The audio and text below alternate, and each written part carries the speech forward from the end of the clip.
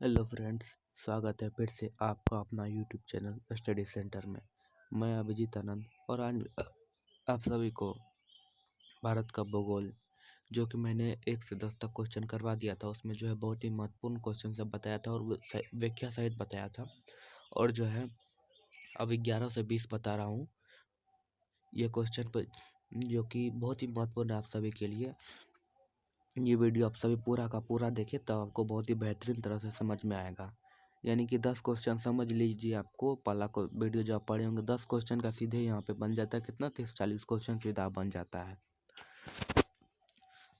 तो चलिए पढ़ाना शुरू करते हैं। क्वेश्चन नंबर 11, भारत की पूर्व से पश्चिम तक की लंबाई है। भारत की पूर्व से पश्चिम तक की लंबाई कितनी है? आप लोग हमें कमेंट कीजिए और हम आपको बताते हैं। ऑप्शन ए 2933 किमी, ऑप्शन बी 3033 किमी, ऑप्शन नंबर सी 3133 किमी और डी है 3214 किमी। और आप लोग हमें जल्दी से कमेंट कीजिए, हम आपको बता दे रहे हैं इसका सही आंसर होगा 2933 किमी। चलिए इसका व्याख्या पढ़ते हैं। 8201 प्रति 2 पूर्वी देशांतर इसके लगभग मध्य से होकर गुजरती है, जो कि देश का मानक समय भी है। पूर्व से पश्चिम तक इसकी लंबाई 2933 किमी तथा उत्तर से दक्षिण तक लंबाई 3214 किमी है। तो ये क्वेश्चन आप सभी के लिए बहुत ही महत्वपूर्ण होगा। और चलिए तब अगला क्वेश्चन है आप सभी के लिए। 12वां क्वेश्चन है, भारत की तटरेखा की लंबाई कितनी है? तो ये जो है क्वेश्चन बीपीएससी में 1994 में पूछा गया था। भारत की तटरेखा की लंबाई कितनी है? तो भारत की तटरेखा की लंबाई कितनी है आप लोग हमें कमेंट कीजिए। और अब हम आपको ऑप्शन दिखा रहे हैं अभी। 6100 किमी, 6200 किमी, 6175 किमी, 6500 किमी। तो चलिए मैंने ऑप्शन भी आप सभी को बता दिया, तो आप लोग हमें आंसर बताइए। तो इसका सही आंसर हो जाएगा 6100 किमी। तो चलिए इसका व्याख्या पढ़ लेते हैं। भारत की स्थलीय सीमा की लंबाई, जो कि मैंने पहले वीडियो में आपको मैंने बता दिया, ये क्वेश्चन था। भारत की स्थलीय सीमा की लंबाई कितनी है? तो 15,200।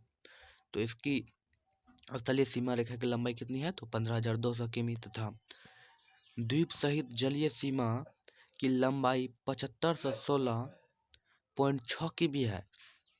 यहाँ पर कोमा लग गया मिस्टेक से, यहाँ पर पॉइंट होता।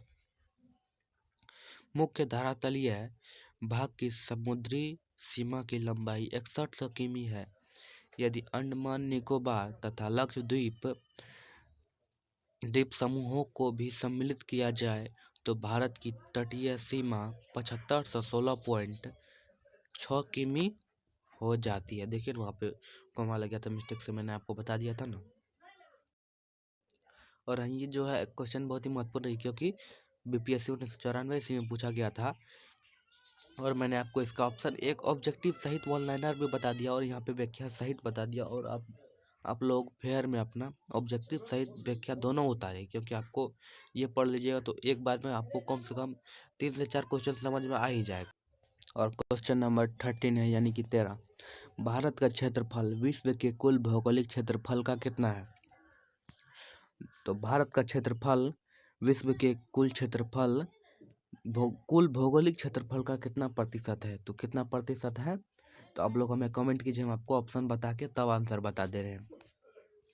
2.2%, 2.4%, 2.8% और 3.2%। तो इसमें सही आंसर कौन सा होगा? तो आप लोग हमें कमेंट कीजिए। तो इसका सही आंसर हो जाएगा, आप सभी को कौन सा आंसर होगा बता दीजिए। तो इसका सही आंसर हो जाएगा 2.4%। तो इसका व्याख्या हम लोग पढ़ लेते हैं।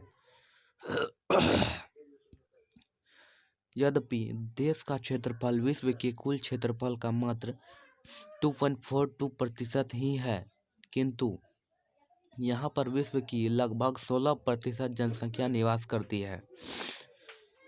यहाँ पर जो है हमारे भारत देश में विश्व की 16% जनसंख्या निवास करती है। यहाँ की प्राकृतिक बनावट, संसाधन, क्षमता आदि को देखते हुए जॉर्ज बी क्रेन्सी ने अपनी भौगोलिक पुस्तक एशिया की भूमि एवं निवासी में लिखा है कि भारत को महाद्वीप कहलाने का उतना ही अधिकार है जितना कि यूरोप को। ये जो है एक नारा भी दिए थे। तो जॉर्ज बी क्रेन्सी कौन सा नारा दिए थे? भारत को महाद्वीप कहलाने का उतना ही अधिकार है जितना कि यूरोप का। तो यहाँ पे आपको हो गया है क्वेश्चन नंबर 14 यानी कि 14।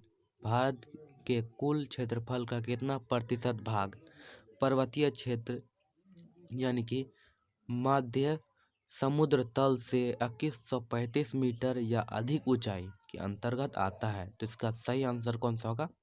हम आपको ऑप्शन बता दे रहे हैं उसके बाद मैं आपको बताऊंगा। तो 10.7%, ऑप्शन नंबर बी 18.6% और ऑप्शन नंबर सी 27.7% और 43%। इसका सही आंसर कौन सा होगा? कौन सा होगा? मैंने आपको ऑप्शन बता दिया। अब आप हमको आंसर बताइए। तो इसका सही आंसर हो जाएगा आप सभी को ऑप्शन ए। तो इसका व्याख्या पढ़ लेते हैं। व्याख्या हो जाएगा इसका, देश के कुल क्षेत्रफल के 10.7% यानी कि प्रतिशत भाग को उच्च पर्वत श्रेणियां का विस्तार पाया जाता है जिनकी ऊंचाई समुद्र तट से 2135 या इससे अधिक है। समुद्र तट से 305 से 2135 तक की ऊंचाई वाली पहाड़ियां भी देश के 18.6% भाग पर फैली है। यानी कि पहाड़ियां जो है समुद्र तट से 305 से 2135 तक ऊंचाई वाली पहाड़ियां देश के 18.6% भाग पर फैली। ये जो है इसको आप लोग जो है अंडरलाइन कर लीजिए। यहाँ पे इतना दूर अंडरलाइन कर लीजिए। ये जो है बहुत ही महत्वपूर्ण है।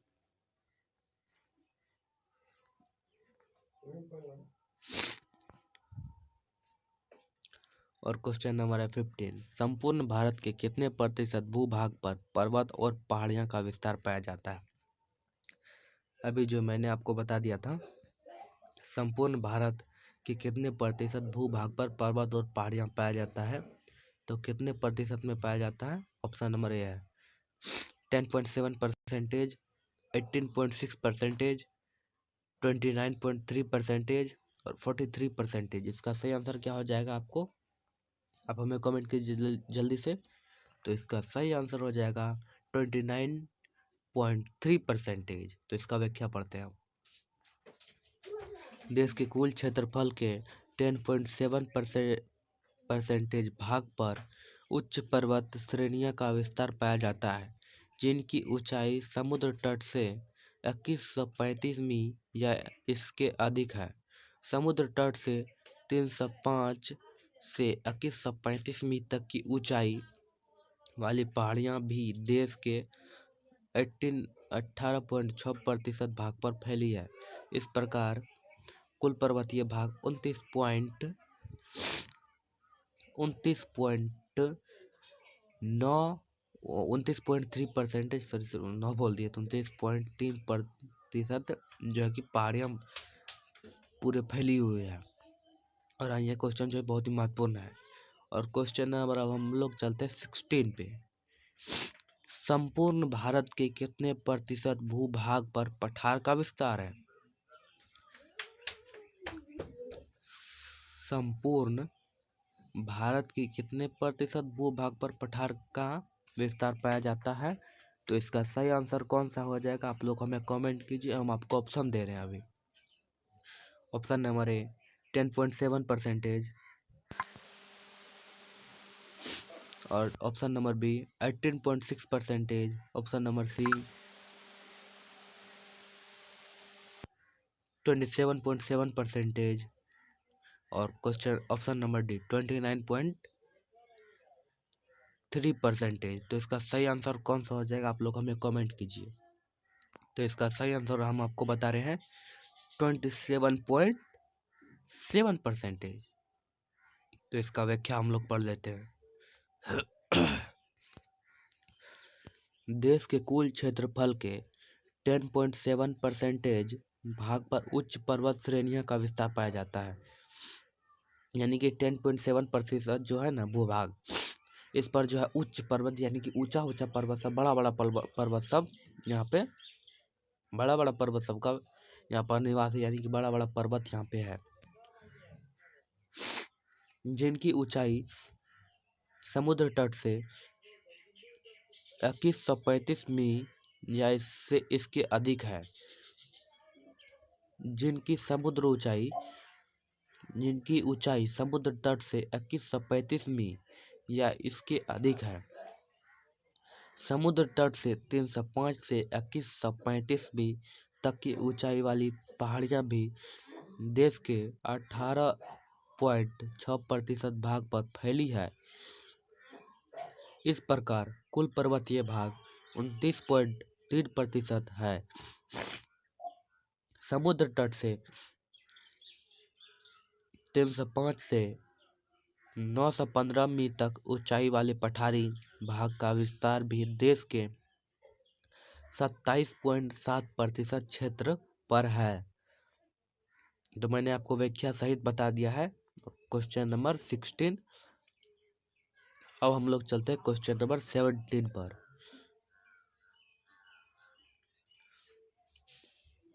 संपूर्ण भारत के कितने प्रतिशत भूभाग पर मैदान का विस्तार पाया जाता है? संपूर्ण भारत के कितने प्रतिशत भूभाग पर मैदान का विस्तार पाया जाता है? तो मैं आपको ऑप्शन बता रहा हूँ, आप लोग हमें कमेंट में आंसर बताइए। 10.7%, 18.6%, 27.7%, 43%। तो इसका सही आंसर कौन सा होगा? आप लोग हमें कमेंट कीजिए जल्दी से। तो इसका सही आंसर हो जाएगा, इंतजार की घड़ी खत्म करते हैं, 43%। तो इसका व्याख्या हम लोग पढ़ लेते हैं। देश के कुल क्षेत्रफल के 10.7% भाग पर उच्च पर्वत श्रेणियां का विस्तार पाया जाता है, जिनकी ऊंचाई समुद्र तट से 2135 मील या इसके अधिक है। समुद्र तट से 305 से 2135 मील तक की ऊंचाई वाली पहाड़ियां भी देश के 18.6% भाग पर फैली है। इस प्रकार की कुल पर्वतीय भाग 29.3% है। समुद्र तट से 305 से 915 मील तक ऊंचाई वाले पठारी भाग का विस्तार भी देश के 27.7% क्षेत्र पर है, जबकि शेष 43.0% पर विस्तृत मैदान पाए जाते हैं। ये जो क्वेश्चन है आप लोग जब फेयर में उतारेंगे ना, ऑब्जेक्टिव तो उतार लीजिएगा और वन लाइनर भी बना लीजिएगा, और अब व्याख्या सहित लिखिएगा नीचे में, इसका व्याख्या भी कर लीजिएगा। तो हम लोगों का क्वेश्चन है 18 नंबर क्वेश्चन है, भारत की प्रादेशिक जल सीमा समुद्र तट से कितनी समुद्री मील की दूरी कितनी है? समुद्री दूरी तक है। इसका सही आंसर कौन सी हो जाएगा? तो मैं आपको ऑप्शन बता दे रहा हूँ और आप हमको कमेंट में आंसर बताइए। तो इसका पहला आंसर है 12 मील, दूसरा आंसर 24 मील, और तीसरा है 111 मील, और दूसरा है 200 मील। इसका सही आंसर कौन सा होगा? तो आप लोग हमें कमेंट में बताइए जल्दी से। तो इसका सही आंसर हो जाएगा आप सभी को ऑप्शन नंबर ए। तो चलिए इसका हम लोग व्याख्या पढ़ लेते हैं। प्रादेशिक समूह, इस प्रादेशिक सीमा, इसका जो इंग्लिश नेम है टेरिटोरियल सी, आधार रेखा से समुद्र में 12 समुद्री मील तथा तक प्रादेशिक सीमा है। समुद्र में प्रादेशिक समुद्री सीमा तक यानी कि 12 नॉटिकल मील भारत का संपूर्ण अधिकार है। ये जो क्वेश्चन आप सभी के लिए बहुत ही महत्वपूर्ण है। और क्वेश्चन नंबर 19, भारत का संकलन क्षेत्र प्रादेशिक जल सीमा के आगे कितनी समुद्र मील तक की दूरी है? कितनी दूरी है? भारत का संकलन क्षेत्र प्रादेशिक जल सीमा के आगे कितनी समुद्री मील तक की दूरी है? ऑप्शन ए 12 मील, दूसरा 24 मील, तीसरा 100 मील और चौथा है 200 मील। इसका सही आंसर हो जाएगा, आप लोग हमें कमेंट कीजिए, हम आपको बता दे रहे हैं अभी। तो इसका सही आंसर हो जाएगा 24 मील। जिसका हम लोग व्याख्या पढ़ लेते हैं।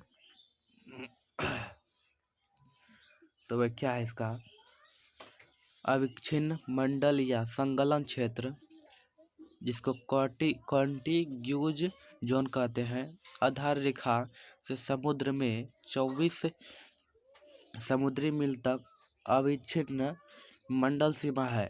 अविच्छिन्न मंडल में भारत को 3 प्रकार के अधिकार दिए गए हैं। पहला, साफ सफाई का अधिकार, दूसरा सीमा शुल्क वसूली और तीसरा वित्तीय अधिकार। ये जो है इतना तो आपको ये बहुत ही महत्वपूर्ण है, आपको कहीं भी पूछ देगा। आपको ये जो है थोड़ा सा टफ क्वेश्चन हुआ, अच्छा क्वेश्चन है ये। और अंतिम क्वेश्चन है हम लोगों का, भारत का एकांतिक आर्थिक क्षेत्र एक्सक्लूसिव इकोनॉमिक जोन